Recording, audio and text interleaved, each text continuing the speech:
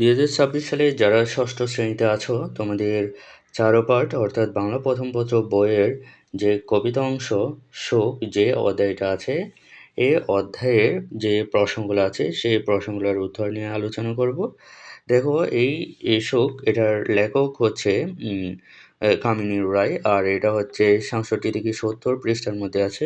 তো দেখো তোমাদের 70 পৃষ্ঠার মধ্যে যে প্রশ্ন আছে, যে প্রশ্নগুলো আছে সেই প্রশ্নগুলোর উত্তর দিয়ে দিচ্ছি। এই যে দেখো তোমাদের বইয়ের 70 পৃষ্ঠার মধ্যে যাও, এখানে একটা প্রশ্ন দেওয়া আছে সৃজনশীল প্রশ্ন, এটার উত্তরগুলো দিয়ে দিচ্ছি। তো দেখো এখানে একটা উদ্দীপক দেওয়া আছে, এখান থেকে এটুকু পর্যন্ত উদ্দীপকটা তোমরা জাস্ট একবার দুইবার পড়বে, এটাকে মুখস্থ করার প্রয়োজন নেই, এটা প্রশ্নের মধ্যে লেখা থাকবে। এই প্রশ্নগুলো দেওয়া থাকবে, এই প্রশ্নগুলোর উত্তর তোমাদের লিখতে হবে। দেখো প্রশ্ন ক তে কি বলেছে, সংসার সমর অঙ্গনে কবি কী রূপে যুদ্ধ করতে বলেছেন। তাহলে এটার উত্তর দেখো, এটার উত্তর এই যে এখানে দিয়েছি। এই যে 1 নং প্রশ্ন উত্তর ক, সংসার সমর অঙ্গনে কবি মানুষকে বীর বেশে সাহসের সঙ্গে এবং পরের জন্য নিজেদের স্বার্থ উৎসর্গ করে যুদ্ধ করতে বলেছেন।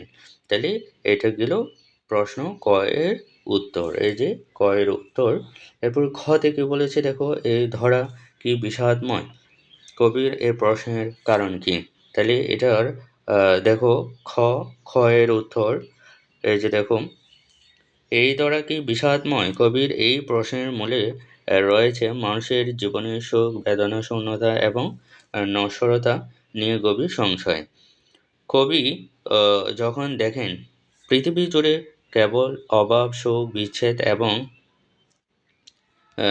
বিচ্ছেদ এবং মানুষের হাহাকার, তখন তার মনে এই প্রশ্নটি জাগে। ঠিক আছে, এটা গেল প্রশ্ন, এই যে খ এটার উত্তর। তারপরে দেখো প্রশ্ন গ তে কি বলেছেন, উদ্দীপকের জামিল শোক কবিতায় বর্ণিত শোক হবার কোন প্রক্রিয়াটি অনুসরণ করেছে ব্যাখ্যা করো।